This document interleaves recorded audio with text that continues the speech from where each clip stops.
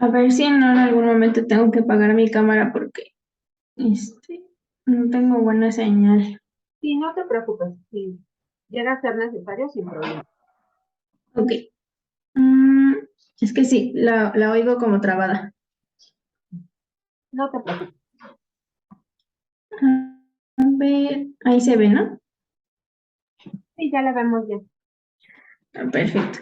Entonces, bueno, yo voy a hablar del capítulo 2 del proceso eufemístico, de la tesis, el eufemismo, el disfemismo y los procesos mixtos, la manipulación del referente en el lenguaje literario inglés desde mediados del siglo XIX hasta la actualidad, por Eliezer Crespo Fernández. Y bueno, eh, primeramente da un marco teórico acerca de los conceptos y las definiciones que ha juntado durante toda la investigación. Como origen da que el concepto eufemismo procede del mundo helénico. Señala que Howard dice que los griegos utilizaban los eufemismos durante los ritos sagrados y las representaciones teatrales para evitar palabras que consideraban como inadecuadas o de mal augurio, y que justo también después en el mundo romano se hace más o menos lo mismo. Se utiliza esta práctica eufemística para evitar como cierta superstición y porque se creía como que ciertas palabras traían la desgracia. Y entonces los conceptos tabú eran rebautizados con el prefijo eu. Eh, bueno, después señala que algo importante durante su investigación es que el eufemismo no solo va a ser estudiado como un hecho lingüístico, sino también como un hecho social y como un hecho cultural, y en esto se basa durante toda la investigación. Dice que las definiciones más representativas del eufemismo se han dividido en relación con la dualidad lingüística y social del fenómeno, y también se ha añadido en investigaciones más recientes la perspectiva pragmática. Entonces da tres tipos de definiciones: las que destacan solo aspectos extralingüísticos, las que solo se inclinan en aspectos lingüísticos y las que definen al fenómeno como un hecho pragmático. En cuanto a las definiciones extralingüísticas, dice que son psicológicas y sociales. Se toma en cuenta la naturaleza del tabú como origen del eufemismo. Son las más abundantes porque lo considera como un hecho social, y estas definiciones se presentan las causas por las que proviene el fenómeno y los tabúes de los que pretende huir, y se apoyan en condicionamientos morales. Da como ejemplos los diccionarios filológicos y las enciclopedias de referencia, en donde se encuentran más o menos estas conceptualizaciones. El autor opina que las definiciones más adecuadas son las que entienden al eufemismo no solo como un hecho lingüístico o social, sino pragmático. Entonces, el eufemismo se define como un fenómeno discursivo. Uh,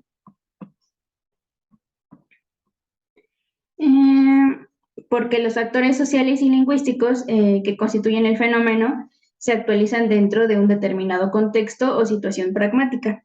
Define al eufemismo como el proceso que, dentro de un contexto discursivo, permite romper las asociaciones que se establecen entre el tabú y su referente por medio de un acto de habla, que como sustituto eufemístico actualiza dentro de una situación pragmática la intención de huir del tabú. Eh,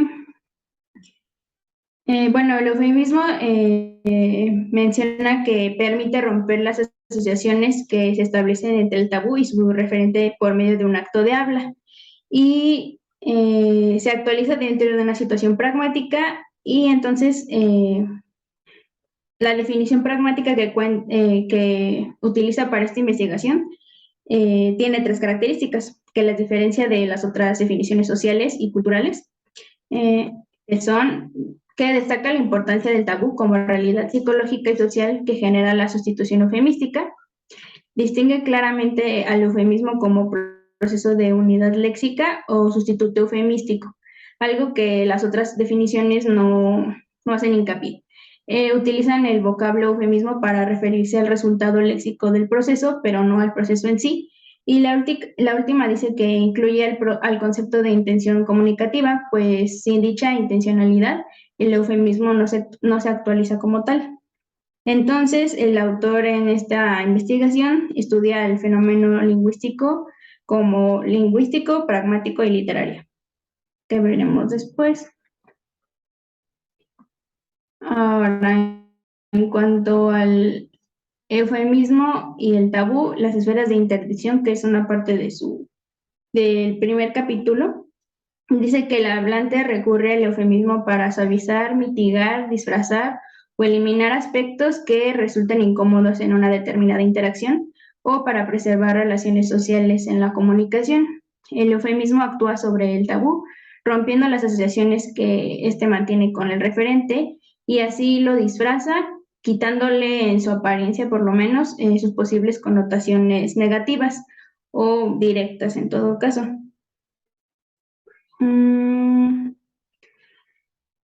Los conceptos de interdicción sobre los que actúa el eufemismo dependen de ciertos tipos de tabú presentes en una situación pragmática.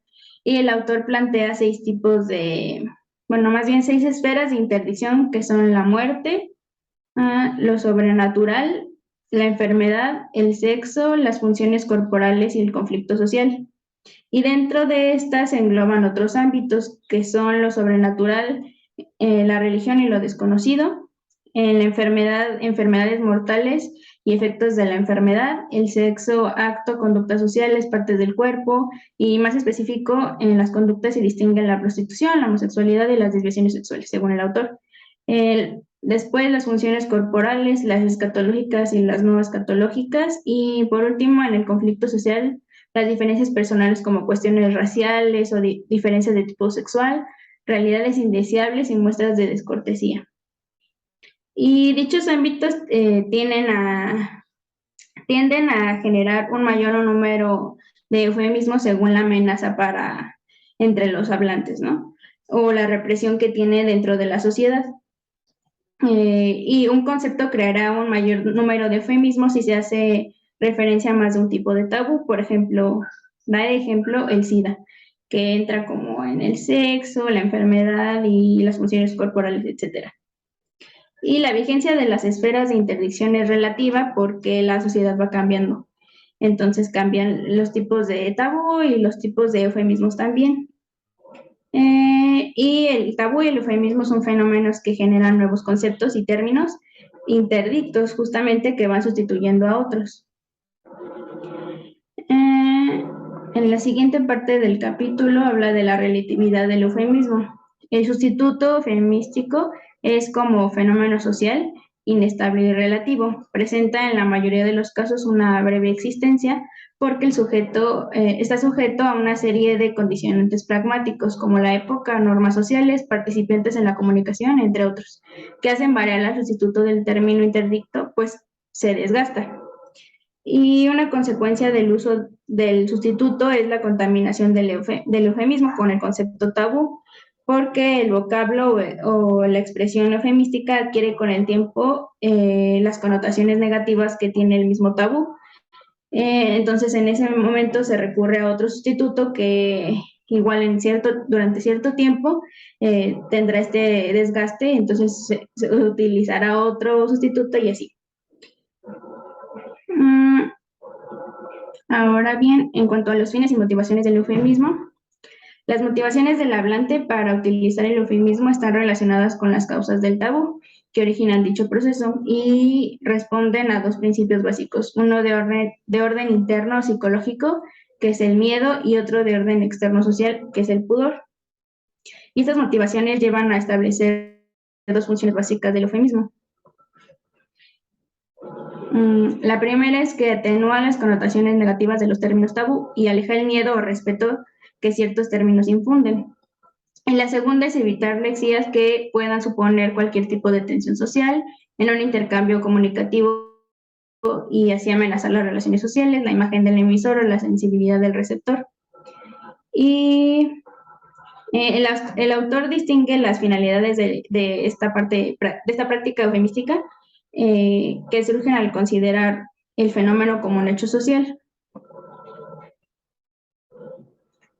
La primera es la finalidad encubridora, donde el sustituto atenúa los rasgos semánticos de los términos sujetos a interdicción con el objetivo de hacerlos más presentables, pero sin pretender eliminarlos del discurso.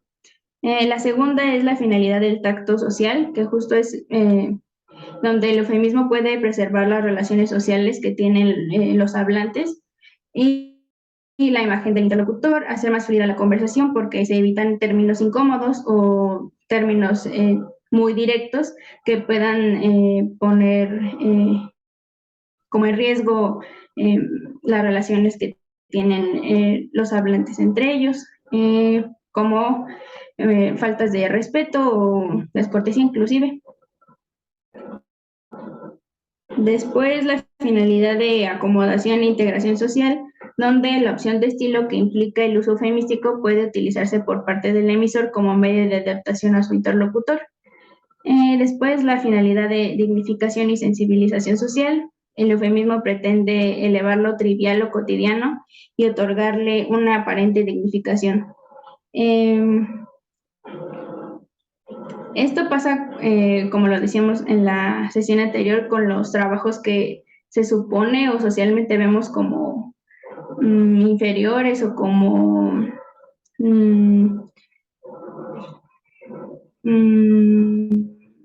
no sé, como esto se ocupa mucho con lo del lenguaje políticamente correcto, porque se intenta no incomodar a la gente y se ocupan términos que no tienen como connotaciones peyorativas para que no haya como un problema entre los interlocutores. La siguiente es la finalidad persuasiva, donde el emisor puede utilizar el eufemismo para falsear una realidad incómoda que pueda suponer una amenaza contra sus intereses y manipular así al receptor. Y se trata de un fenómeno denominado como doblez expresiva, que así lo denomina el autor, y se utiliza en el discurso publicitario, en el militar y en el político. Después, en la finalidad estética, ciertos eufemismos se apartan del lenguaje más ordinario o popular y pretenden el ennoblecimiento de la expresión para influir positivamente en el ánimo de los receptores. Esto se ocupa en el lenguaje publicitario. Y la finalidad ocultadora, en donde ciertas realidades se pueden ocultar a través de distintos recursos eufemísticos, y da como ejemplos la rima, ciertos acrónimos y la opacidad semántica. Todo para impedir la comprensión del término de la palabra que se intenta ocultar. Después habla de lo aceptable y lo inaceptable del eufemismo, donde menciona que el eufemismo lo considera como un acto de hipocresía, porque como fenómeno social se basa en la doble moral, que no actúa sobre la idea, sino que se escandaliza por la palabra y se actúa como si la palabra fuera culpable del concepto que transmite. Se busca la limpieza no de la palabra, no de la idea, sino de la palabra. Esto inclusive puede llegar a ocasionar que el eufemismo no sea más que un disfemismo encubierto, por lo menos eso dice el autor, porque más que ocultar disimula aquellos aspectos menos presentables del concepto y ha contribuido a reforzar la discriminación social en ciertos grupos vulnerables o en ciertos grupos invisibilizados. Este ejercicio de hipocresía que tiene el eufemismo ha contribuido a degradar términos totalmente válidos, que es lo que decíamos antes con los términos que ocupan para referirse a las personas con discapacidad, porque intentan darle dignificar profesiones o conceptos o términos que ya en su forma natural son nobles o que no tienen ninguna connotación negativa. Y bueno, también a lo largo de la historia dice que los usos eufemísticos han servido como para encubrir actos o verdades atroces. Dice que como algún ataque o como como algún acto o hecho histórico que en algún momento causó mucho daño a la humanidad. Después, en el segundo capítulo, habla del eufemismo a través del lenguaje figurado. Desde lo lingüístico, el eufemismo y el tabú al que sustituye son sinónimos parciales estilísticos, ya que tienen en común ciertos rasgos de contenido y la elección eufemística constituye una opción de estilo que se motiva por variables contextuales o pragmáticas. El sustituto eufemístico comparte ciertos rasgos conceptuales con el término interdicto, pero se aleja de su significado literal con el fin de lograr la neutralización léxica del tabú. Menciona que el eufemismo es una metáfora cuyo poder mitigador depende del contraste que se percibe entre el vocablo eufemístico y el referente tabú. Pero el uso continuado de un eufemismo tiende a reducir ese contraste y a medida que se identifica el término oculto con la capacidad lingüística, con el término tabú, la capacidad eufemística pues va desapareciendo y culmina con el proceso de lexicalización del término, que implica que el significado metafórico deja de ser perceptible para el interlocutor y entonces no cumple su función atenuadora. La metáfora constituye un mecanismo de creación eufemística infinito o inagotable, porque una de sus principales características es la ambigüedad. Y los eufemismos son siempre signos más ambiguos que sus correspondientes tabúes. Esto habla de la metáfora. Ahora bien, el tabú es importante para el cambio semántico porque el eufemismo adquiere nuevos valores de contenido y estos permiten la referencia al tabú y se integran como rasgos semánticos propios de la palabra, conviviendo en unos casos y desplazándolos en otros, aquellos que constituyen la referencia del signo. Menciona que Chamizo Domínguez y Sánchez Benedicto consideran que el cambio semántico producto del eufemismo es producto del eufemismo como resultado del proceso de lexicalización del significado ajeno de un término que pasa a considerarse significado literal o habitual del mismo. Y los autores proponen 3 tipos de eufemismos según su grado de lexicalización. Me estoy adelantando un poco porque tenemos una sesión solo de lexicalización, pero sí lo menciono como algo importante. Entonces, están primero los eufemismos lexicalizados, que son aquellos en los que su significado ajeno pasa a ser uno habitual. Luego los semilexicalizados, donde el eufemismo presenta un significado que al principio era ajeno, pero después pertenece a una determinada red conceptual donde las asociaciones semánticas son ya aceptadas por la comunidad de hablantes. Y la última es donde los eufemismos son novedosos o creativos, les llama también, donde los sustitutos son un producto de la asociación conceptual novedosa y son impredecibles, pero son comprensibles dentro de un contexto. Y cuando el eufemismo se lexicaliza, adopta las connotaciones negativas del tabú que estaba sustituyendo, por lo que se requiere de otro eufemismo para sustituirlo. Ahora habla de las variantes del eufemismo. Porque el efecto de la interdicción se refleja de 3 modos, denominados variantes del eufemismo. La primera es el término eufemístico, donde la intención eufemística se consigue con un único vocablo que por sí solo es capaz de neutralizar las connotaciones del término interdicto. Después la locución eufemística, donde la sustitución se realiza mediante un número indeterminado de palabras que pueden equivaler a un nombre, a un verbo, a un adjetivo o a un adverbio. Es una de las variantes más comunes del emisor y se puede usar paráfrasis o rodeos semánticos. Y después el enunciado eufemístico, donde se puede manifestar en 5 tipos de enunciados. Enunciados que suelen recurrir a perífrasis, fórmulas ocultadoras que se apoyan en la complicidad entre el emisor y el receptor,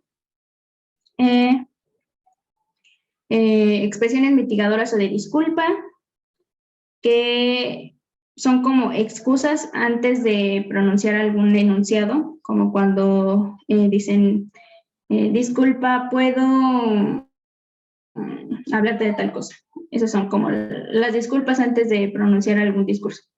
Después, expresiones pseudoimperativas, en donde se suaviza la fuerza de la orden para evitar que se escuche muy brusca. Y enunciados pasivos, donde se oculta a la gente para que no resulte en algo incómodo y no crea alguna tensión en la comunicación. Entonces se evita la mención directa del sujeto en la oración. Y por último, las oraciones condicionales, que se utilizan con el fin eufemístico de reducir el impacto de un enunciado desagradable y sugiriendo que haya alguna posibilidad de que se pueda suavizar la posible tensión del enunciado posterior. Después,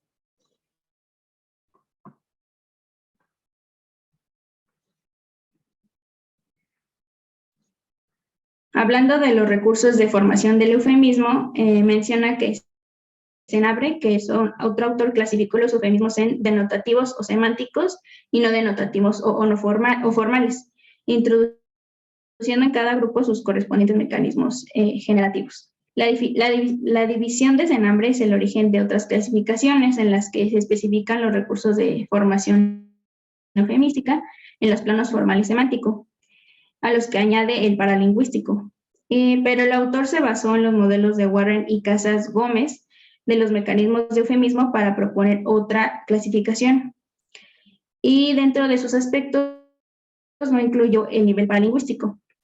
Este es el esquema que él creó para esta investigación. Un poquito hablando de él, en el plano fonológico se incluyeron el sinónimo rimado y el rhyming slang como recursos de innovación fonética como por rima subyacente. No voy a hablar un poquito de los ejemplos porque son más como ejemplos de su corpus para no extenderme un poco más, pero después en el plano morfológico se incluyeron las formaciones sigladas como siglas o acrónimos, la descripción de la palabra y los nombres propios. En la parte sintáctica destacó los distintos tipos de enunciados eufemísticos y de los atenuadores. En el plano léxico se añadieron los tecnicismos, los vocativos, los nombres propios y la onomatopeya. Se quitó los jergalismos y los regionalismos porque son recursos disfemísticos. Y en el plano semántico consideró la metonimia y la sinécdoque dentro de una categoría denominada figuras de contigüidad.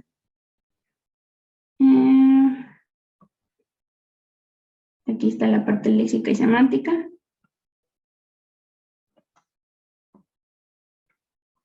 Y en su tercera parte del capítulo, que es toda la parte pragmática, menciona que el eufemismo como fenómeno pragmático es utilizado por la pragmática como discurso, más bien la pragmática considera el discurso como objeto de análisis, lo que implica que se recurre a la cuestión sociocultural de la comunicación y entiende al eufemismo como enunciado, producto de una intención y con un objetivo determinado.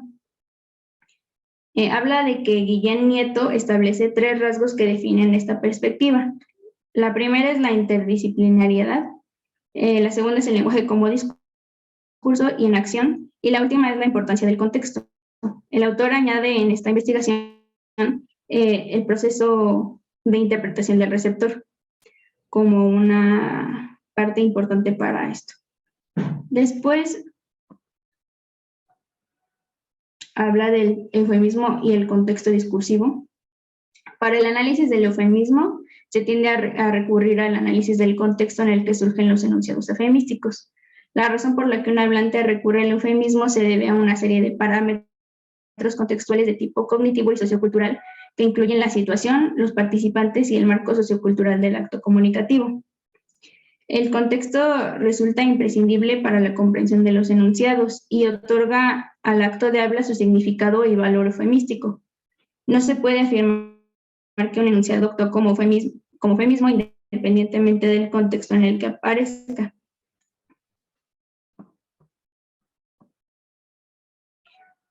Entonces dice que el contexto discursivo es el marco en el que cobra sentido el enunciado y se actualizan los distintos parámetros extralingüísticos que motivan la aparición del eufemismo.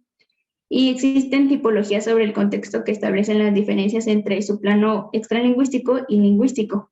El autor retoma la propuesta de Alcaraz Baró, que divide el contexto en 3 bloques: el bloque 1 o situación, el bloque 2 o contexto lingüístico y el bloque 3 o presuposición pragmática.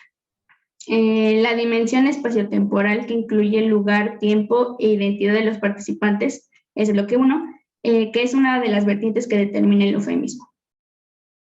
Después, la escala de valores, expectativa o conocimientos culturales de los hablantes es el bloque 3 y constituyen parámetros determinantes en el uso eufemístico.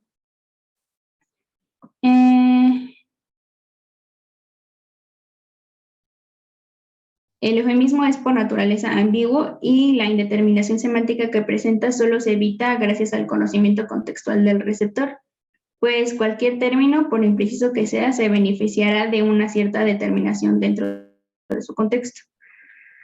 La fuerza eufemística de un término o enunciado se apoya en su significado contextual o pragmático. Y después habla un poco de las teorías pragmáticas pertenecientes en el análisis del eufemismo. No me voy a extender mucho en esto porque sí se especifica mucho cada una y quién las hizo y de qué forma sirven para el análisis de los eufemismos, pero solo voy a mencionarlo rápidamente. La teoría de los actos de habla es la primera, después el principio de cooperación, la teoría de la relevancia, la teoría de la imagen, el principio de cortesía y la estética de la recepción. Las mencioné por si después alguien quería investigar un poco más acerca de cada una y a lo mejor considerarlas para alguna investigación, pero no me voy a centrar mucho en ellas. Después habla sobre el eufemismo y las variables pragmáticas. El eufemismo es un fenómeno de origen social y cultural que se materializa como fenómeno discursivo en el habla y dentro de un contexto. Este contexto está sujeto a varios condicionamientos pragmáticos que determinan la intención y la interpretación eufemística de un término, locución o enunciado. Y este eufemismo está condicionado a variables pragmáticas que dan origen al uso social del lenguaje y está dividido en 2 grupos. Las variables espaciotemporales en que tiene lugar el acto comunicativo, la localización temporal, época y momento concreto, el entorno, el pueblo y la situación. Y después las variables socioculturales de los participantes en la comunicación, en donde está el sexo, la edad, la clase social, el nivel cultural y las relaciones de poder o solidaridad. Dichas variables influyen en la psicología del hablante, por consiguiente, en la intención eufemística con la que se emite un determinado acto de habla, así como su interpretación. Por último, menciona al eufemismo como un fenómeno literario. En una misma obra, por ejemplo, asistimos a diferentes registros dependiendo de los participantes y las características contextuales de dicho intercambio. Y el uso de un término eufemístico supone elegir algún tipo de estilo determinado por las variables del contexto discursivo. El eufemismo es un fenómeno estilístico que se manifiesta como opción fundamentalmente léxica en el lenguaje literario. Cuando un emisor elige un tipo de eufemismo o un eufemismo en específico, el referente sufre una manipulación, que es lo que hace como mucho hincapié el autor, porque el concepto tabú se presenta desprovisto de sus connotaciones negativas. Si dicho concepto se traslada al lenguaje literario, deberá pasar por otro filtro, el propio de una manipulación literaria, que necesariamente lleva a cabo el autor para dotar al lenguaje común una de sus características especiales. Y entonces crea un esquema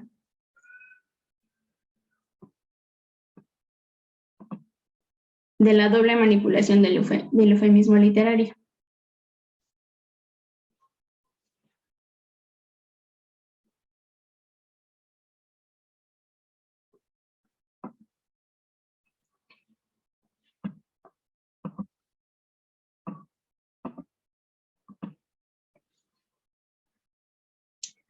Y bueno, ahora hablando del eufemismo estético, el eufemismo va unido al estilo de obra en la que aparece. Entonces, no todos los eufemismos presentes en las obras literarias presentan el mismo grado de estética. Y el eufemismo facilita la participación activa del receptor porque aporta cierto valor artístico al lenguaje y se constituye como un recurso de literariedad. Ahora, hablando de las funciones literarias del eufemismo, el eufemismo tiende a entenderse como un rasgo de estilo dentro de una determinada obra y cumple ciertas funciones, como caracterización de los personajes, especialmente en el plano sociocultural. Puede actuar como recurso humorístico, como algunas incongruencias frente a algunas expectativas. Puede actuar como recurso humorístico. Esa ya la dije, ¿verdad? Ayuda en la adopción del registro propio de las distintas situaciones comunicativas en las que se ven envueltos los personajes. Adapta al eufemismo que presenta en el contexto de la obra. El uso de estrategias indirectas de carácter eufemístico resulta indicativo de la jerarquía social de algún personaje o del poder que algún personaje tiene en la obra. Y por último, ayuda a explicar los condicionamientos políticos, sociales o culturales de una determinada época. Puede evidenciar como algún aspecto religioso que estaba en cierto momento en la obra o que quiere presentar algún contexto histórico. Esto puede darnos pie a saber en qué contexto está la obra en cuanto a una época determinada. También muestra creencias morales o sociales o alguna postura política de cierta época que se quiere representar en la obra y puede afectar un determinado momento histórico. Y listo. Eso es todo. Ok, muchas gracias, Alfonsina. Pues sí, hay aquí unas preguntas en el chat. Liz Baltasar pregunta si el eufemismo es entonces una metáfora, si en la lectura se aborda cómo se puede determinar la finalidad del eufemismo y si se menciona si hay algún método. Y Kalinka también por acá estaba preguntando si el enunciado es lo mismo que la oración o una unidad más extensa. Y bueno, yo aquí tenía, bueno, de las notas que estoy haciendo, me parece que con la propuesta que hace el autor, digamos como de las esferas interdictivas, el eufemismo de la menstruación creo que quedaría dentro de las funciones corporales, ¿cierto? O sea, son palabras para evitar hablar abiertamente de funciones corporales.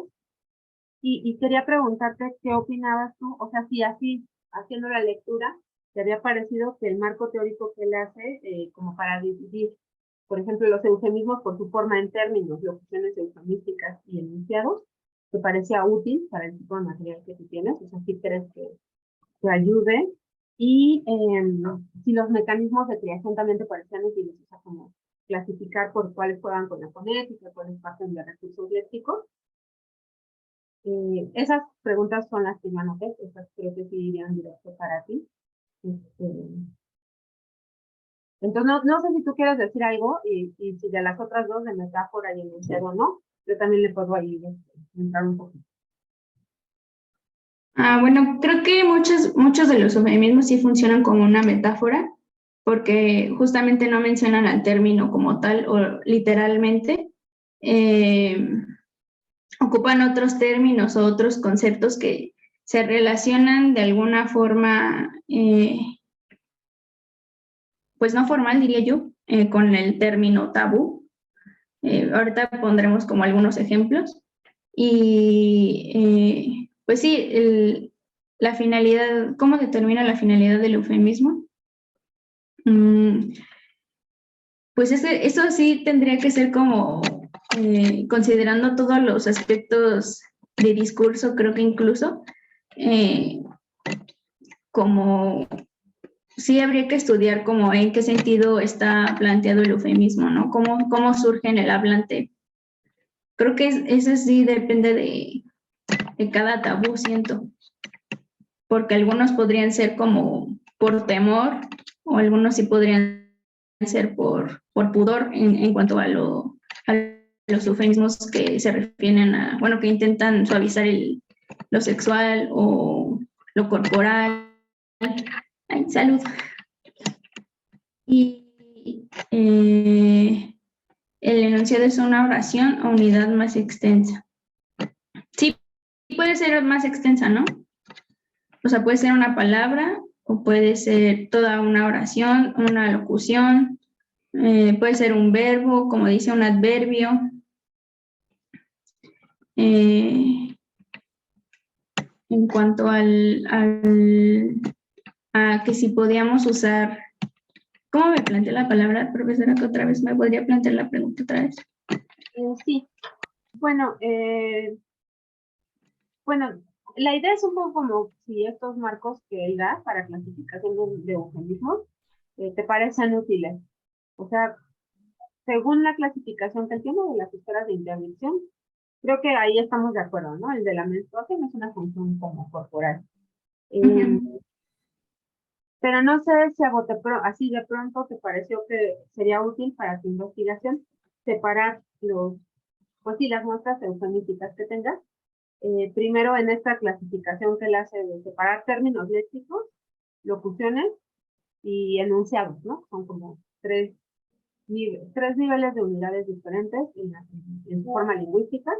Y si te había parecido útil también la clasificación de los mecanismos, porque él hace toda dividir los que son fonéticos, de los que son por sintácticos por omisión, etcétera.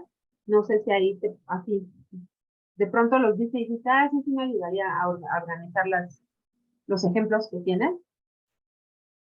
Creo que para clasificación sí sería útil que los dividiéramos a lo mejor por locución, no sé, a lo mejor palabra o así, ¿no?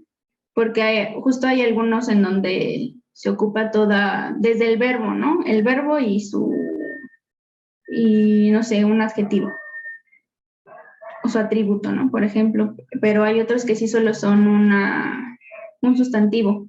Entonces, no sé yo creo que sí sería bueno como la división solo para una clasificación, pero siento que para el análisis ya sería conforme a la forma como tal.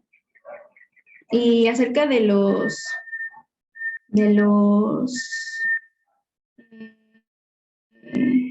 mecanismos,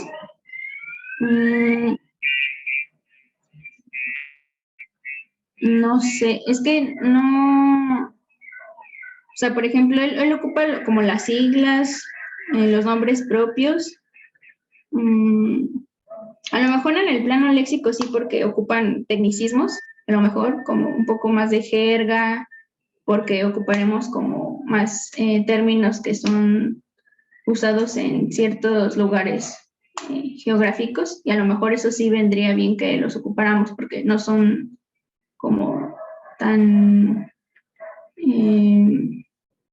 fáciles de entender, a lo mejor, ¿no? Lo que aquí podemos entender, a lo mejor en Colombia no, y en Colombia entienden otro término y aquí no, entonces a lo mejor en el plano léxico a lo mejor sí, y en el plano semántico porque considera, por ejemplo, la metonimia, ¿no? Y la sinécdoca, que es algo que sí vamos a ocupar, por ejemplo, para la investigación. A lo mejor en esos planos sí, no estoy tan segura del plano fonológico, porque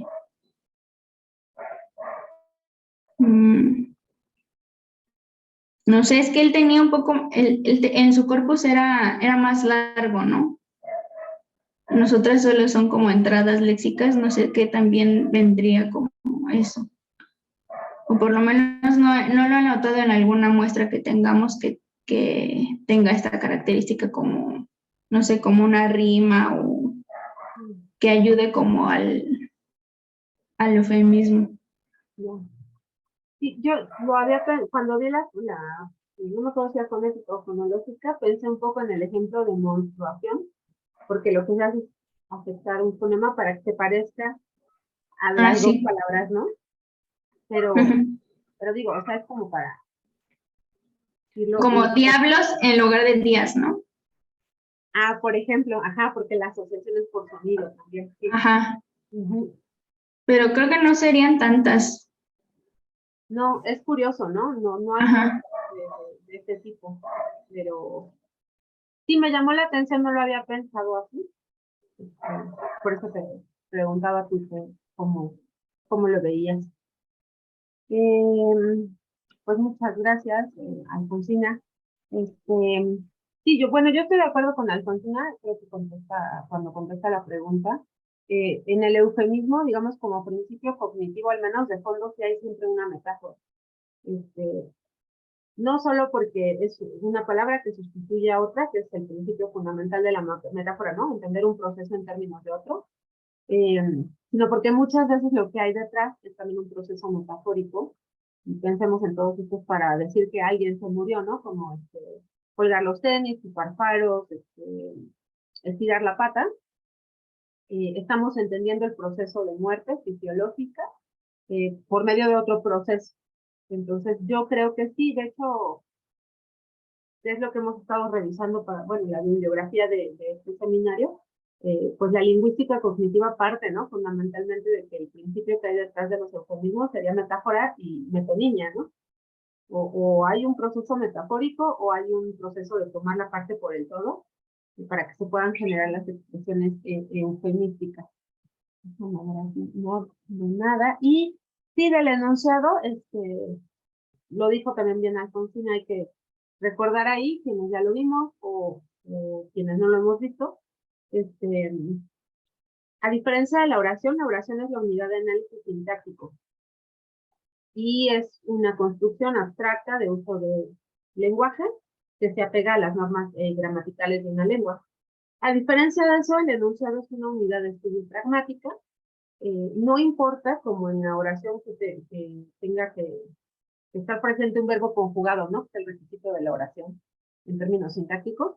Eh, la unidad pragmática de estudio es cualquier cosa, y como decía Alfonsina, o sea, puede ser un hola, pero también puede ser todo el Quijote, como un enunciado. Eh, es decir, es una unidad pragmática que pronunció un hablante real en una situación y con intenciones reales para comunicar. Y su diferencia con la oración es que los enunciados son unidades que realmente se utilizaron en procesos comunicativos reales y no para fines académicos o las inventó un sintaxista para hacer para una gramática.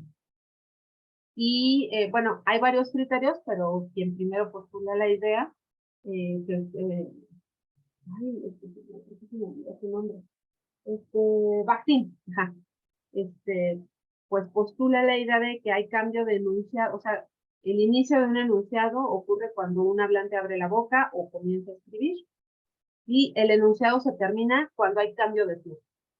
Entonces, digamos, ahorita, por ejemplo, ha habido varios enunciados, porque hemos participado varias personas, y el turno de cada quien representaría un enunciado, una situación comunicativa concreta y real. Ajá, sí, sí lo amplía y bueno, Alfonsina tiene razón en que al menos ella, por el tipo de material, no va a trabajar con el enunciado eufemístico. Estamos trabajando léxicos a nivel solo de expresiones léxicas. Sí hay locuciones, pero no tenemos un corpus de habla oral, por ejemplo, con un grupo focal, ¿no? De mujeres hablando de la menstruación o algo así, como para tener la unidad enunciado. Pero efectivamente, bueno, el autor trabajó con un corpus diferente y él tiene pues materiales mucho más amplios, ¿no? Ok, creo que pues, hasta ahí. Si les, si les parece bien, este, ahora me toca a mí, podemos dar 7 minutitos para descansar de la pantalla y entonces para que en punto de las 5 iniciemos el siguiente tema, que es el del proceso disfemístico. Ok, perfecto, entonces retomamos en 7 minutos. Bueno, Pues el capítulo 3 de la tesis doctoral de Eliezer Crespo Fernández está dedicado a un tema relacionado con el eufemismo, que es el disfemismo, ¿no? Eh, Él decide, en lugar de titularlo así, no más disfemismo, va a hablar más bien del proceso disfemístico. Y entonces, pues comienza en realidad su exposición del tema planteando el problema de la definición del disfemismo, ¿no?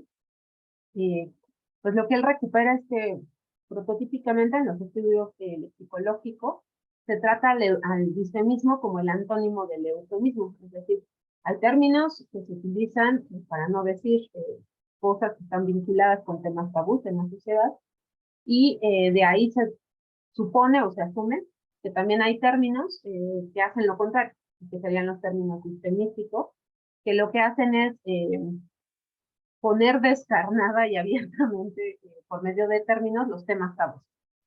Sin embargo, dice justamente que esta como asunción de que son tal cual antónimos, pues ha generado discusión. A él particularmente le parece un error abordarlo solamente como un antónimo, y explica que en la bibliografía incluso hay autores que como no se sienten cómodos con esta idea de que el disfemismo sería el opuesto al eufemismo, pues han también hablado de fenómenos como el anti-eufemismo. Reconoce que la función, digamos, de los disfemismos es evitar el uso de un término literal, al igual que en el caso del eufemismo. Y eso permite que, pues, de alguna manera se puedan tratar con el mismo marco teórico. Sin embargo, las diferencias pragmáticas que él identifica son importantes. Entonces dice, mientras el eufemismo busca, como nos había expuesto Alfonsín hace ratito, suavizar, digamos, un concepto o una idea tabú, los disfemismos lo que buscan hacer es intensificar los matices más groseros, grotescos o vejatorios de una idea o de un concepto, y ponerlos así abiertamente en la mesa, ni siquiera con su nombre, o sea, el nombre prototípico o normal, sino todavía cargándolo, digamos, hacia lo más grosero, grotesco o, ¿cómo decir? Vulgar incluso, ¿no? Y bueno, esta sería la diferencia entre estos dos procesos. Dice que erróneamente también se le ha asociado únicamente con el lenguaje vulgar y con el uso de selecciones léxicas de los estratos bajos, pero evidentemente esto pues no es real, al menos no a partir de los datos que se pueden observar.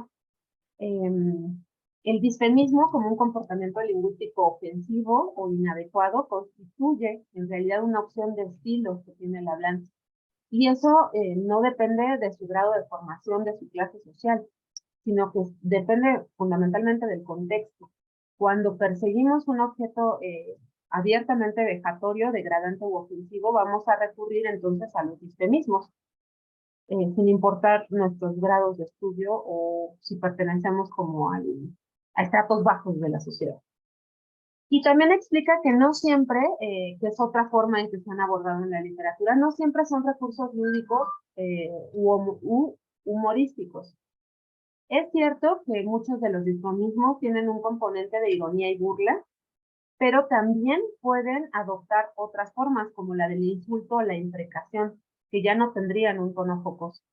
Entonces, también no está bien como reducir las expresiones disfemísticas a la idea de que tendría que haber ironía o burla o broma. En realidad, dice él, la motivación para usar un disfemismo tiene que ver con reforzar el signo del interdicto, o sea, justamente como ponerlo abiertamente en la mesa. El disfemismo, desde su punto de vista, entonces, se tiene que definir como un fenómeno otra vez discursivo. Su significado en realidad se va a actualizar en un contexto específico y va a estar sujeto a distintas variables pragmáticas que afectan a esa situación o discurso comunicativo. Y para él el disfemismo es un proceso que en un determinado contexto discursivo, solo o en determinados contextos discursivos, refuerza los matices más ofensivos o inaceptables, que establece el tabú entre sus referentes. Y se va a hacer por medio de un acto de habla que justamente lo que hace es actualizar la intención del emisor de ofender o atacar. Entonces, a diferencia, aquí sí hay una oposición clara con lo que nos planteó Alfonsina. Para él la definición sí es lo opuesto, digamos, de la que había utilizado para referirse a los eufemismos. También aclara que todas las manifestaciones lingüísticas que pueden provocar ofensa, desagrado o tensión en el receptor entran dentro de la clasificación de disfemismos, por lo que ya nos explicaba Alfonsina, es que a veces hay algunos eufemismos que no intentan como evadir un concepto, sino que más bien lo que intentan es suavizar la relación entre los interlocutores o no decir abiertamente una orden, sino presentarla de una manera más suave, etcétera. Entonces, por eso mismo también todo lo que implique no suavizar aquello que socialmente está aceptado que debe ser suavizado, pues se convierten en expresiones disfemísticas. Así pues, digamos, un jefe puede decidir en un contexto concreto no dar una orden de manera educada o cortés. Y ese sería un disfemismo, porque va a utilizar recursos que justo lo que hagan es hacer notar que está en una orden, ¿no? Y que tiene todo el poder para hacerlo. Y estos elementos, está vinculado con lo que preguntaba Eliseth, o sea, solo se pueden determinar con el contexto. Que otorga, porque en el contexto es donde vamos a poder identificar cuál es el valor, digamos, determinado que se otorga a una expresión en específico. Y si entonces realmente se está utilizando una expresión como un disfemismo. Y ahí menciona algunos ejemplos, ¿no? O sea, habrá casos en que si hemos escuchado expresiones, pues evidentemente asociadas con fenómenos de discriminación, pues a veces la gente usa expresiones como, ay, pero habla como si fuera una criada, ¿no? Y entonces ahí, pues de lo que se trata es justamente, a diferencia del eufemismo, no decimos trabajadora doméstica o trabajadora del hogar, sino se utiliza tal cual la palabra criada, pero además el contexto hace que se convierta en una expresión donde intencionalmente hay como la necesidad de herir o de destacar como sí, como una labor desagradable o degradante, ¿no? Eh, y bueno, dice que el lenguaje disfemístico, y creo que por eso habla de lenguaje, porque pues puede haber igual expresiones, puede haber locuciones hechas, o puede haber incluso enunciados disfemísticos, se va a alimentar, digamos, de la interdicción propia del tabú en una doble vertiente que le explica más o menos así. Puede alimentarse porque va a tener distintas manifestaciones, como los insultos, las blasfemias, que son ya muestras en sí mismas de un comportamiento disfemista. Pero también puede manifestarse, digamos, en el uso mismo de términos tabú como contenido de dichas manifestaciones, en la creencia de que este uso causará un efecto negativo en el receptor y atentará contra determinadas convenciones sociales. Esto se parece, creo, también un poco a lo que explicaba Alfonsina, ¿no? El lenguaje políticamente correcto asume, por tanto, que decirle a la gente negra o ciega es un insulto. O sea, lo que hay detrás es como una interpretación de este término. Y aquí, pues justamente habrá ocasiones en que son nuestras creencias, las del hablante, las que nos hacen pensar que si yo digo, ay, hablas como criada, estoy realmente insultando a alguien, ¿no? Así podemos afirmar que el lenguaje disfemístico está doblemente tabuizado. Por un lado, porque quebranta la interdicción en el plano de la expresión y la del contenido. Y bueno, o sea, lo que él dice, hay como detrás el proceso que debe existir para que yo pueda utilizar un disfemismo. Tiene que tener como estos dos fenómenos, saber que es tabú, decirle a alguien que trabaja de criada, por ejemplo, y al mismo tiempo saber que en ciertos contextos, si quiero ofender o insultar, puedo utilizar esa palabra para hacerlo. Por eso usa está doblemente tabuizado, ¿no? Y después como de esta discusión donde él plantea su propia postura con respecto a los disfemismos, pues lo que él propone es una clasificación de los tipos de disfemismos y postula estas categorías. Dice que habrá disfemismos de referencia personal, que son palabras, locuciones o enunciados que usamos para lanzar ofensas contra un interlocutor en específico. Es decir, aquellas que usamos para insultar a otros. y que también hay disfemismos de referencia conceptual. Estos son distintos porque en estos el emisor lo que transmite es como un tono peyorativo con respecto al término tabú. Es decir, en este caso no se intenta insultar a nadie en específico, pero el emisor sí quiere como irrumpir o ser irreverente, digamos, con el contexto de comunicación, y pone intencionalmente el uso de un término o un enunciado que sabe que no se debería de pronunciar abiertamente en ese tipo de comunicación. Lo que él dice es que además pueden coincidir los usos de distintos disfemismos e incluso de disfemismos de eufemismos en un mismo acto de habla. Dice, en el insulto eufemístico, el insulto se basa en la asociación, en la adjudicación de los rasgos denigratorios de ciertos conceptos a la persona que pues, es objeto de nuestro insulto. Es decir, tratamos de relacionar a esa persona con lo bajo, lo denigrante, lo escatológico o lo despreciable, de acuerdo a lo que ha sido normado culturalmente. Y la capacidad ofensiva del insulto depende, perdón, ahí se me fue una ñ, depende del tabú contra el que se atenta, ¿no? Entonces, esto va a cambiar muchísimo. Al mencionar algunos ejemplos, pues en México, pues tenemos este de indio, pero en Estados Unidos está el de nigger, o cuando decimos parece un retrasado, y por supuesto está este muy asociado para insultar a ciertas mujeres de puta. Que en realidad, dice él, los objetivos que tienen los disfemismos cuando empiezan a como asociarse con grupos específicos, tiene que ver con presentarlos como no realmente humanos. O sea, como quitarles la característica de lo humano y destacar en primera escena que en realidad esos grupos pues están más asociados con lo que es bajo, lo que es denigrante, patológico, despreciable, etc. Después, dice, hay otra categoría que serían los disfemismos interjectivos, como las interjecciones. Estos cumplen la función catártica que puede manifestarse como imprecación o invocación irreverente, ¿sí? Y pues puede ser no sé, si estoy tendiendo la cama y me pego en el dedo chiquitito del pie, que es una de las cosas que más enojo causa, pues puedo de repente decir una interjección que sea disfemística, o sea, que tenga la intención de decir un insulto o algo que generalmente no se dice. También, bueno, en este aspecto explica que las imprecaciones se alimentan de tabús de la esfera de la interdicción sexual o escatológica. Y en específico, de acuerdo con cómo él las entiende, las imprecaciones son aquellas en que se utilizan expresiones de más de un área interdictiva. Pues hace rato Alfonsina también nos exponía que el autor dice, entre más áreas de la interdicción tenga el concepto, que se trata de suavizar, más eufemismos van a surgir. Y entonces, digamos, la imprecación es diferente del insulto porque no solo es relacionar a alguien con lo bajo, sino que cuando hay imprecaciones ya se trata como de activar varias zonas de interdicción que se consideran tabú. La invocación irreverente quebranta generalmente el tabú religioso mediante referencias insultantes a lo sagrado o lo divino, que pueden ser profanaciones.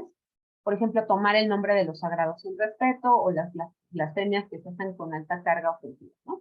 Y bueno, puse algunos de los ejemplos que él menciona, pero pues hay muchísimos más que se hacen con este como matiz, digamos, que puede estar presente en los disfemismos. Y por otro lado, otro matiz que pueden tomar es el de la forma directa.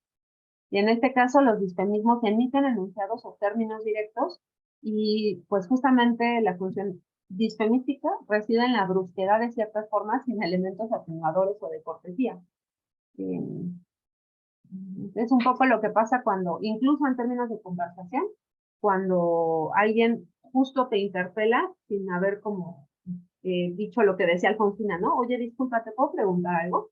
Sino que tal cual así te agarra, oye, ¿tú me podrías decir cómo llegar a tal lado? Pues ahí uno se sentiría como agredido justamente porque es una forma excesivamente directa para nuestra cultura, ¿no? No se suelen hacer este tipo de abordajes.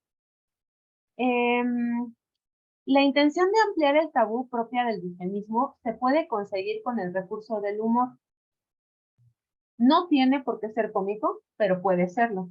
Y ese tono jocoso, lejos de disminuir el tono eufemístico, lo aumenta, agregando una actitud desafiante e insolente. Entonces, él sí considera que cuando se utilizan los disfemismos como con tonos de risa, burla o jocosos, todavía se siente más la transgresión que se busca hacer con el disfemismo. Si el tono burlesco agrega tintes agresivos al desviarse del lenguaje políticamente correcto, se habla ya como de humor negro o el famosísimo humor malsano. Sin embargo, dice, algunos otros autores siguen proponiendo la idea de mitigación, digamos, que seguiría estando presente en los disfemismos, que es una idea con la que el autor no está del todo de acuerdo, ¿no? Dice, coincidimos en este sentido con Casas González, para quien las expresiones irónico-humorísticas, al subrayar las asociaciones del término interdicto, en vez de neutralizarlas, se convierten en manifestaciones plenamente disfemísticas. Lo que el autor está poniendo en la mesa es que muchas veces el humor y la ironía se han trabajado como eufemismos, cuando en realidad lo que serían son disfemismos, de acuerdo con su propia interpretación del fenómeno. Descartamos la postura de algunos autores que han considerado el eufemismo como el fenómeno humorístico también, ¿no? Ahorita veo, creo que por ahí me pregunta. Perdónenme, no estoy haciendo.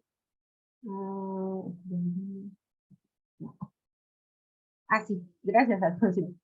Bueno, ahora lo que dice es, va a haber disfemismos que son metalingüísticos, y cito aquí directamente al autor, nos resta comentar comportamientos conversacionales, esto me parece muy interesante, como el silencio o la interrupción, que si bien no quebrantan en un sentido estricto ningún tabú, se han de considerar variantes del fenómeno disfemístico, porque introducen un elemento de tensión en el intercambio comunicativo, atentan contra la imagen del receptor y suponen una ruptura de las normas de cortesía. Claro, o sea, cuando estamos realmente, o sea, si estamos conversando y mi interlocutor ya no me contesta, no está cooperando con la comunicación. Y me parece interesante que lo hayan llevado a estos otros niveles, pues. Hay que entender que él, en la auta que Alfonsina expuso, nos decía, para él el eufemismo sí es un mecanismo para suavizar. En este caso, los disfemismos entonces serían todo mecanismo que hace justamente lo contrario, genera tensión, abiertamente e intencionalmente. Y dice, bueno, concretamente los mecanismos que él menciona, como el silencio, por ejemplo, lo que generan o quebrantan, digamos, es la cortesía metalingüística, la que asumimos como un principio de cooperación cuando nos estamos comunicando, porque alteran la estructura de la conversación más que su contenido, y con ello rompen el equilibrio social de la misma. Lo mismo ocurre cuando le arrebatamos a alguien más la palabra o lo interrumpimos y no lo dejamos avanzar. En efecto, dice, en todo intercambio, los participantes deben respetar una sucesión alternativa y fluida de los turnos de habla, a fin de conseguir una transmisión de información satisfactoria y evitar situaciones incómodas. Guardar silencio entre turnos o interrumpir al interlocutor contribuyen a no respetar dicha sucesión y con ello rompen la cortesía metalingüística que el intercambio precisa. Y no sé, yo pensé, por ejemplo, en los debates políticos, es muy común, ¿no?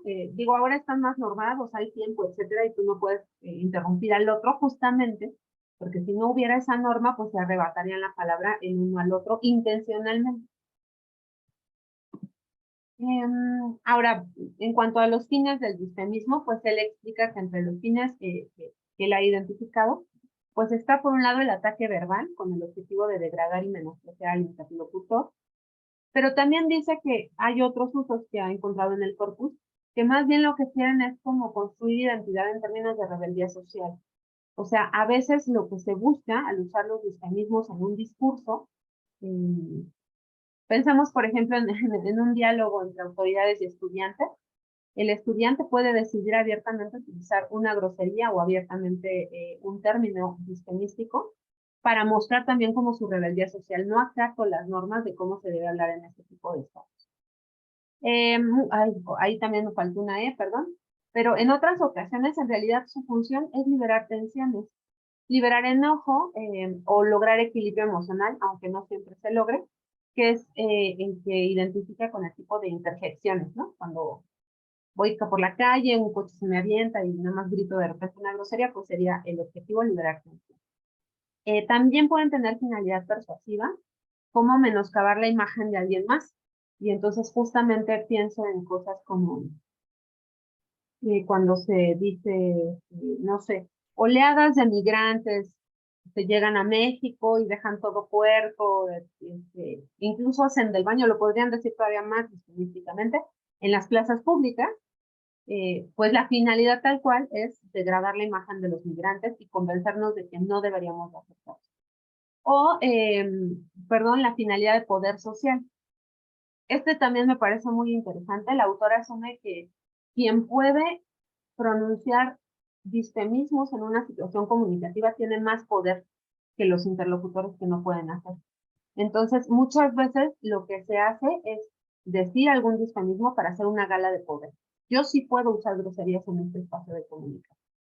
O no tengo por qué respetar, digamos, las reglas de cortesía en los espacios de comunicación. Luego dice, bueno, los disfemismos están fuertemente relacionados con otros tipos de fenómenos. Ahí también, perdón, hay otro error. Argot, por ejemplo, ¿no? El argot es el registro característico de ciertos sectores sociales marginados o marginales, de usuarios, además asociados con sociolectos bajos. Y muchas veces estos sectores bajos, justo porque han sido marginados, tienen la intención de construir con hermetismo y con enclave, digamos, ocultando sus propias formas de comunicarse. Entonces, el objetivo es, como ellos han sido excluidos, pues van a excluir a otros interlocutores que son ajenos al grupo. Esto también pasa con la delincuencia, por ejemplo, ¿no? Atentar contra las normas y las reglas sociales, o usar metafóricamente el sarcasmo o el humor también a veces, para referirse a esos otros sectores que han sido los autores, digamos, de su marginación. Entonces, muchas veces en los argots de ciertos grupos sociales vamos a encontrar muestras de disfemismo.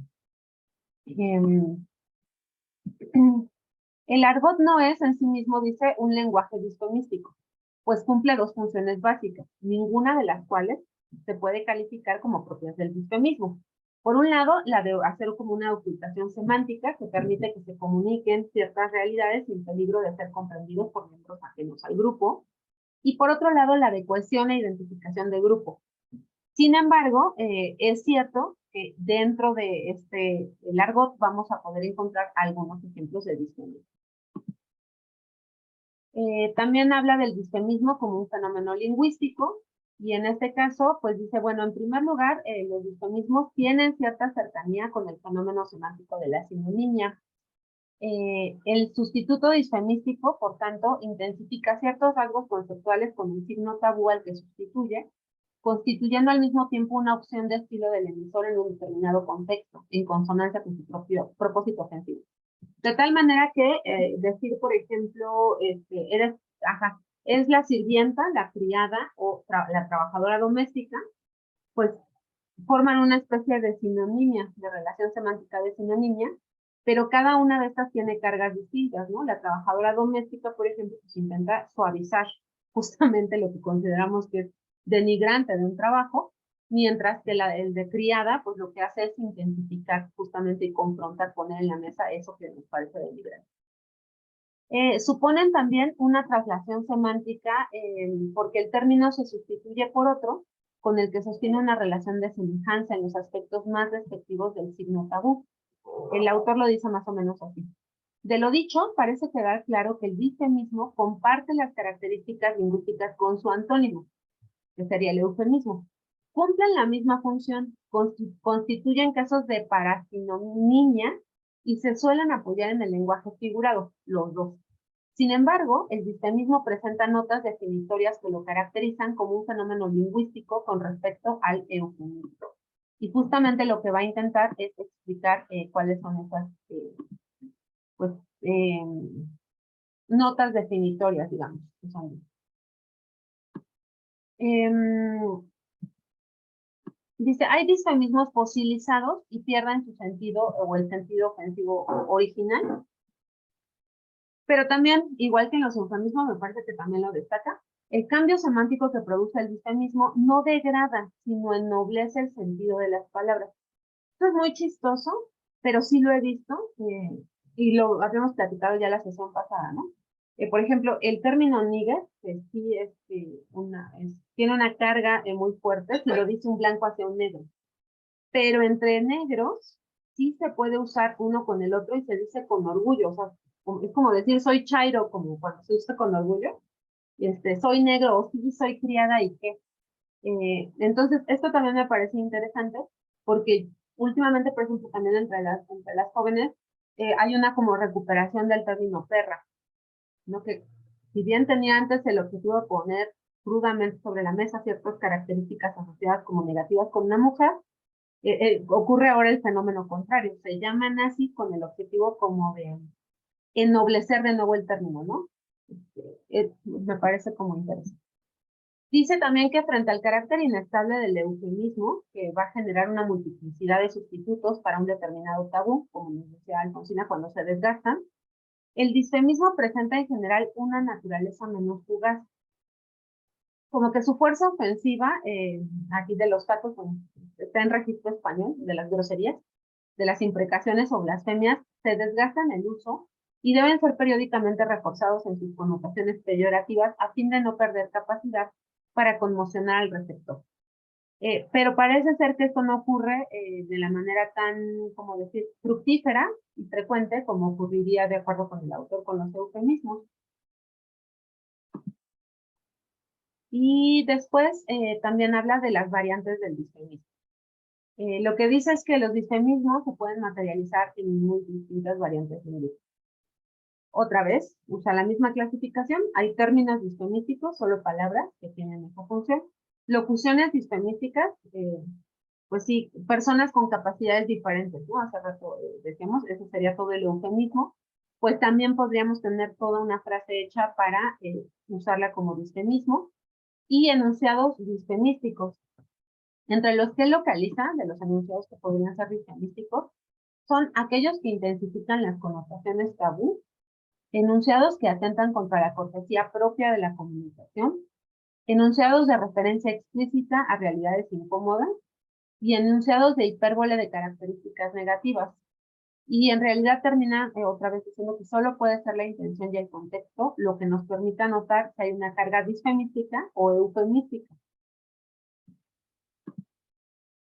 Y en el nivel formal, pues retoma la misma clasificación que he utilizado para los eufemismos. Entonces dice, puede haber, digamos, formalmente disfemismos que se logran por medio de recursos fonéticos, como la ligera modificación, digamos, de algún sonido, la elisión de todo un fragmento de los sonidos, la reduplicación de algunos sonidos o la rima subyacente. También puede lograrse por medio de recursos morfológicos, como la derivación, la composición, las formaciones sigladas, otra vez, también aparecen estas. No sé, recuerdo si hay un ejemplo, hubo un que se usaba ojete, ¿no? Es que es bien ojete, ahí había como una idea de estilo. Los nombres propios, que algunas veces cargan como estas fuerzas disfemísticas, y también hay recursos sintácticos para justamente marcar los disfemismos. Pueden ser un recurso sintáctico para intensificar, para hacer una adjetivación disfemística, para construir enunciados disfemísticos o hacer agrupaciones sintagmáticas que justamente cumplan con las funciones disfemísticas. Y también hay léxicos y semánticos, como en el caso de los eufemismos. Y aquí hace una diferencia entre los disfemismos denotativos contra los disfemismos connotativos, los vocativos, las formas de llamar a otro que son disfemísticas, los préstamos extranjeros, que también pueden ser disfemísticos, las designaciones afectivas y las voces argóticas. Y en los semánticos habla de figuras de contigüidad, metáforas, hipérboles y perífrasis que se utilizan también como mecanismos para tener intervenciones disfemísticas o expresivas. Luego del disfemismo como un recurso pragmático, pues dice otra vez, las palabras no son en sí ofensivas, lo que hacen es actualizar un sentido ofensivo, y eso solo se logra en ciertos contextos. Entonces, los disfemismos, como a nivel pragmático, están atados al contexto. Ciertas voces en ciertos contextos entonces van a tener un valor disfemístico, pero no quiere decir que en todos lados o en todos los contextos tendrían ese valor. Y dice, por lo tanto, que pues podrían explicarse y abordarse el estudio de los disfemismos también con la teoría de los actos de habla, con la teoría de la relevancia, en donde asume que habría un quebrantamiento de las reglas, ¿no?, de relevancia, con la teoría de la cortesía o con la estética de la recepción.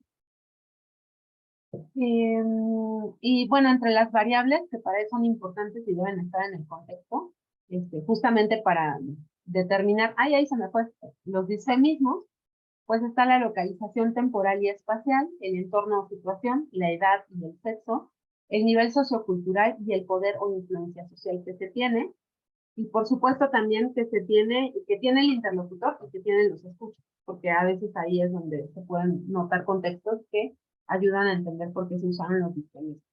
Y también al final vuelve a abordar los disfemismos también como recursos literarios. Dice entonces, así, si ciertas formas evasivas se podían considerar estéticas, los actos de habla con una locución abusiva, dado su carácter explícito, presentan su intención ofensiva sin recurrir a artificios poéticos de extrañamiento literario. Por tanto, en el disfemismo literario no destaca la función poética del lenguaje, propia de la comunicación literaria, ya que la atención se desplaza de la forma del mensaje hacia el efecto ofensivo que el emisor pretende lograr dentro del contexto ficticio de la obra literaria. De ahí que en el disfemismo literario entre en juego, de forma especial, las funciones jacobsonianas, expresiva y apelativa, al centrarse el acto comunicativo respectivamente en el emisor y el receptor. Es decir, igual que ha explicado, para él sí es muy importante la relación emisor-receptor, para que pueda haber como usos disfemísticos. Y pues dice que en el corpus que han revisado, se utilizan disfemismos para caracterizar a los personajes justamente como personajes transgresores o que están fuera de ciertos marcos y normas sociales, como recursos dramáticos para generar tensión, porque aportan información de la realidad social de los personajes, porque dan verosimilitud a los personajes y sus diálogos, para captar la atención del lector o generar la emoción de indignación, y para despertar la conciencia política o social. Es curioso porque es lo mismo que decía Alfonsina, ¿no? Creo que Eliezer Crespo está de acuerdo con lo que hemos platicado, de que si siguiéramos usando las cargas disfemísticas que se han normado con el lenguaje políticamente correcto, se hace mucho más visible un efecto ahí como de discriminación o lo que sea, que cuando se utiliza la forma eufemística, porque al suavizarse se hace menos visible que socialmente hay como una intención de interpretar ofensivamente o denigrantemente ciertos términos. Y pues eso sería todo. Voy a ver acá. Okay. Dice Cali. Podríamos decir que hay más una dimensión afectiva de emociones y por la que los hablantes lo usan, lo mismo que ideología. Discriminación hacia alguien por pertenecer a un grupo distinto, por clase, por raza, color de piel, raza. Incluso ideas distintas a las nuestras religiosas, etc. Y pone un ejemplo en una película reciente de Denzel Washington, Entre amigos cercanos. Ah, si quieres comentarlo, qué linda, está bien. Sí, bueno, en realidad el primer comentario era cuando estaba pensando más bien en que se había dicho antes que no importaba la clase social, ¿no? La persona, incluso todos, digamos, en cuestiones de grupos sociales lo usamos. Entonces pensaba que sí, esto estaba más atravesado, ¿no? Y creo que en la primera lectura, por una cuestión afectiva, emocional, en donde sí había esta posiblemente intención para usarlo de forma positiva, y puse un asterisco, pero era positiva en el caso eh, de que en vez de insultar se usa la palabra tabú como para acercarse o pareciera que el término está siendo utilizado incluso como el caso de Níger en contextos discursivos donde hay una relación afectiva cercana.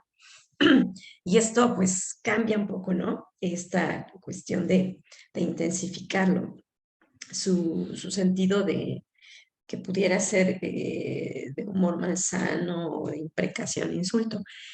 Y también pensaba, bueno, si todos lo usamos, hay esta cuestión afectiva, positiva o negativa, pero también hay un aspecto ideológico, ¿no?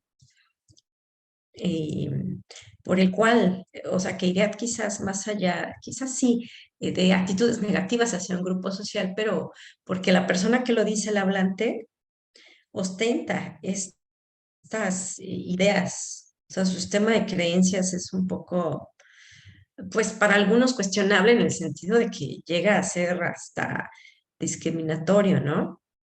Eh, entonces, en este sentido pensaba que pudiera también considerarse como lo ideológico para su uso. Y lo de la película que menciono abajo es en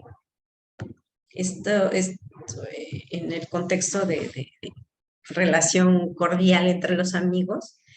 Sí, obviamente africanos, americanos o están llamándose nigger, ¿no? Ya el término ya cambió allí de alguna manera esta carga negativa, pero definitivamente es la relación entre las personas y el discurso lo que permite hasta la actitud, no hay risa y juego y no parece ser un humor malsano.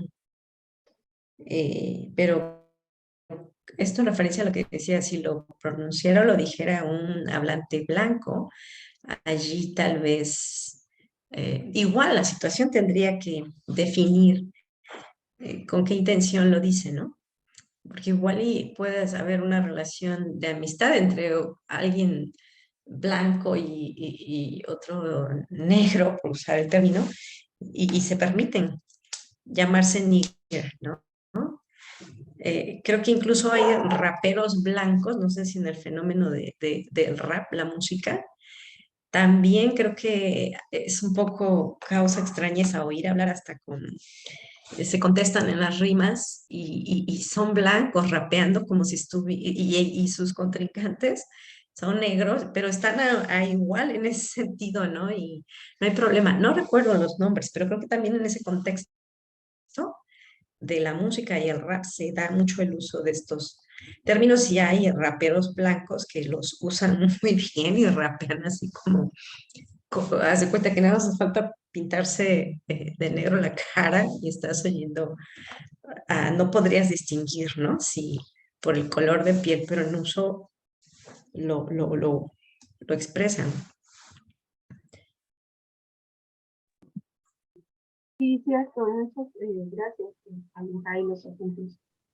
Incluso en el caso de la menstruación, pues yo pensé ahora con el concepto de disfemismo, que me parece muy interesante, pues hubo un tiempo, creo que ya no lo he visto tanto, pero donde se estaba como promoviendo la idea de que no pasaba nada si te manchabas, incluso mujeres que menstruaban, ¿no? Sin usar toallas. Y ese me parece a nivel social, no es lingüístico, pero a nivel social sería un fenómeno disfemístico. O sea, es como poner ahí la función de la secreción corporal que tanto tiempo se ha escondido. Entonces, me parece muy interesante porque bueno, sobre todo porque Alfonsina fue quien pensó, ¿no? Ya después de que revisó su cuerpo, dijo, seguramente no, estoy dudando si todos son eufemismos o hay también recursos disfemísticos, que el objetivo que tienen es poner tal cual eso que se ha escondido, ¿no? Entonces, creo que es, bueno, a mí me ha parecido interesante, eh, y me parece interesante porque el autor tiene mecanismos para clasificarlos lingüísticos, pero también tiene mecanismos de clasificación morfológicos, o sea, dependiendo de la forma que tienen las palabras o las oraciones o los enunciados, con estos alcances. Creo que es un buen marco teórico, o sea, un buen marco clasificatorio, como dice Alfonsina, no ayuda a interpretar eh, ya como cómo se liga culturalmente con estos fenómenos, pero permite hacer como un primer trabajo con el material PCR. Entonces, no sé si hay algún otro comentario, algo que quieran agregar.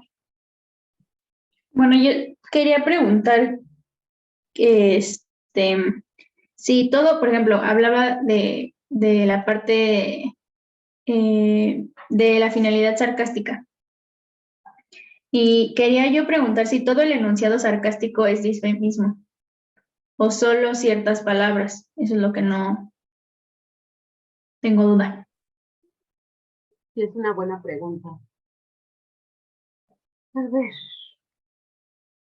pensemos un ejemplo de un enunciado sarcástico. Porque además es que el sarcasmo se parece a lo que él define como humor malsano, ¿no?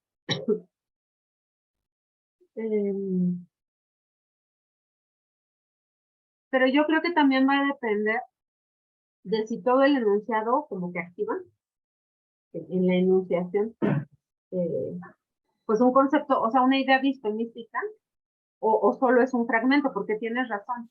O sea, a lo mejor tienes entradas léxicas que están dentro de un enunciado, pero la función disfemística solo cae en ciertas entradas. El enunciado podría estar ahí para otra cosa, ¿no? Sin embargo, es cierto que no ofrece el autor, y hay que decirlo, como criterios operativos, ¿no? O sea, cuando definió que todo un enunciado era eufemístico, disfemístico, y cuando dijo, no, bueno, es un enunciado que tiene dentro unidades léxicas, eufemísticas o disfemísticas, pero no es que sea todo el enunciado y cumpla la función. Efectivamente no tiene como criterios, pero necesitaríamos como ejemplos. Sí, es que siento que está más amplio el disfemismo porque puede ser una ofensa, un insulto. Siento que está más amplio como todo lo que entra ahí, porque también pensaba como, ¿qué es disfemismo? ¿La intención con lo que lo dice el emisor o lo que percibe el receptor? No sé, porque justo decía que tiene que haber como una integración de ambos para que se pueda dar el disfemismo, pero si el receptor no lo entiende como un insulto o no se ofende, entonces es disfemismo solo porque el emisor sí lo dijo con esa intención o ya no es. Eso es lo que como que, pues no, ya no entra como me entra la duda. Sí, sí, sí. Pues aquí, recordando un poco lo que leíamos en la sesión anterior, o que comentábamos, yo pienso que sí tendría que verse ese enunciado en su contexto de uso, la situación comunicativa, por qué quien lo enuncia o incluso quien se calla, como acabamos de decir, los silencios también representan algo, ¿no? Una forma del mismo metalingüístico. ¿Y quién es el oyente? O sea, ¿qué relación hay, ¿no? Para decir si es esto con la idea de mostrar poder, ofender, o es alguna forma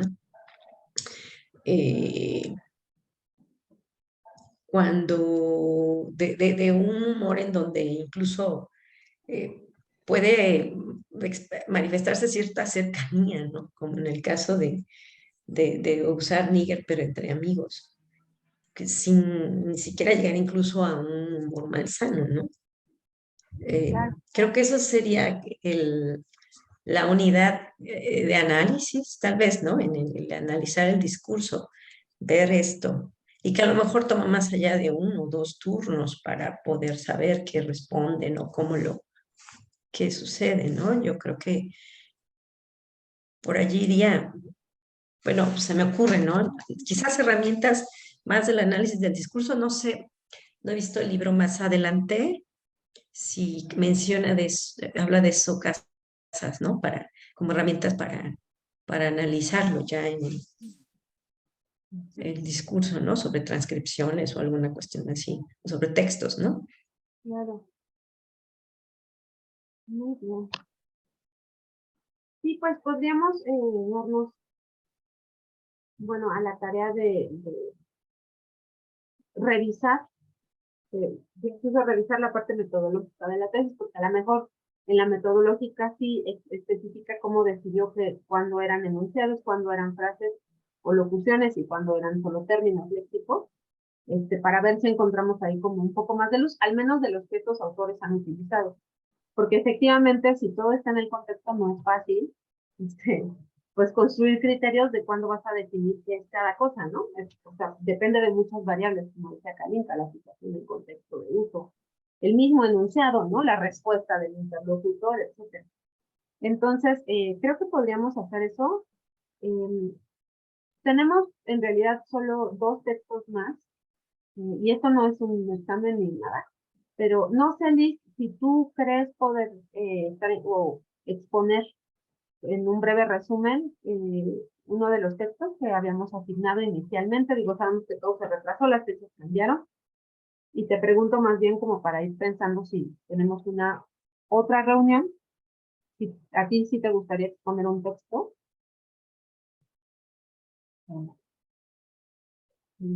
Hola, buenos. Hola. Sí, no hay problema. ¿Qué texto sería? Porque creo que modificaron otra vez de lo que estaba al inicio. Bueno, cambiamos el orden, pero sería el mismo. El capítulo 2, el eufemismo ¿Ya? en Casas Miguel, la interdicción lingüística, mecanismos del eufemismo y el eufemismo. Pero si quieres, ahorita mira, te pongo aquí el título completo en el chat, y ahorita acabando la sesión te lo puedo mandar por correo. Y el texto ya lo habíamos mandado, si no me acuerdo. Pero te lo podemos reenviar.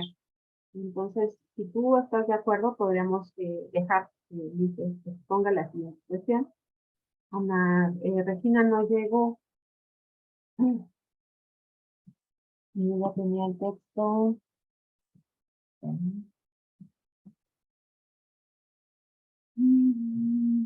Pues el del disfemismo en la interdicción lingüística también.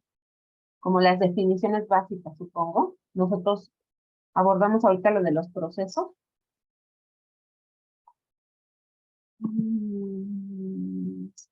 Pues lo que podríamos hacer